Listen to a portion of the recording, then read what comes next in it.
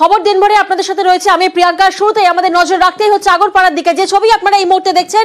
পুলিশের গাড়ির সাথে স্কুল বাসের সংঘর্ষ হয় এবং সেই সংঘর্ষের ঘটনায় দুর্ঘটনায় আহত হন 12 জন পুলিশ কর্মী, 3 জন স্কুল কর্মী। বিটি রোডে পুলিশের গাড়ির সঙ্গে স্কুল বাসের সংঘর্ষ, সেই সংঘর্ষে এখনো পর্যন্ত যা জানা যাচ্ছে এই দুর্ঘটনায় আহত হয়েছেন 12 জন পুলিশ কর্মী, স্কুল কর্মী তাদের মধ্যে রয়েছেন 3 জন। যে ছবি এই মুহূর্তে আপনারা দেখছেন আগরপাড়ার ছবি, পুলিশের গাড়ির সাথে স্কুল বাসের সংঘর্ষ। প্রতিনিধি সুবীর এই মুহূর্তে আমাদের সঙ্গে রয়েছেন। সুবীর, আহতরা এখন কেমন রয়েছেন এবং কিভাবে এই দুর্ঘটনা ঘটলো?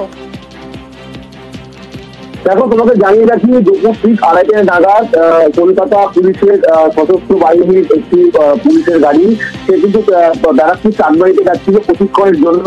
এবং সেই সময় কিন্তু যখন আগরপাড়া তেঁতুলতলার যে সিগন্যালে দাঁড়িয়েছিল, সেই সময় পেছন দিক থেকে একটি বেসরকারি স্কুলের বাস এসে কিন্তু নিয়ন্ত্রণ হারিয়ে সদরের স্কুল পুলিশের গাড়িতে ধাক্কা মারে।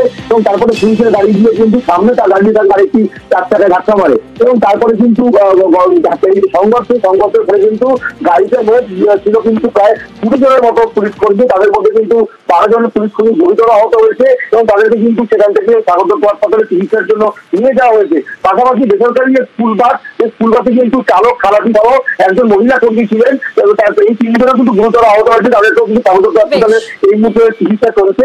এবং এই ঘটনায় কিন্তু উত্তেজনা তৈরি হয়, পরিস্থিতি নিয়ন্ত্রণে খড়দা থানার পুলিশ একেবারে।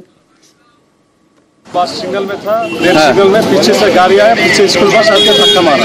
आपको गाड़ी में धक्का मारा? हाँ, हम लोग का गाड़ी में धक्का मारा। तो स्कूल गाड़ी? स्कूल गाड़ी। तो आप लोग कितना आदमी था?